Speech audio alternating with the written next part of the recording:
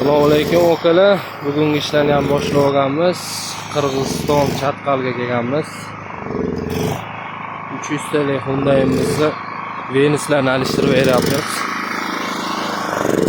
O'zlariniki luft bo'lib, o'ta ishkaroq holatda bo'lib, mana bu yerdan luft ochib yuborgan.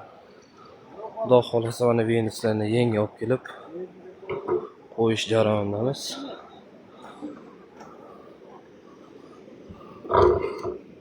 Bu yoqda mana yo'riqlar ketgan ekan, xudo xolasa yo'riqlarni yamab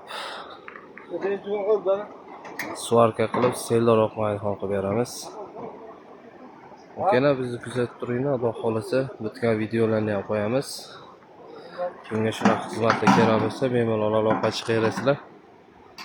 Ko'rib turibsizlar, shunaqa sharoitda harakat qilib klientimiz ishlarni bitkazib beryapmiz.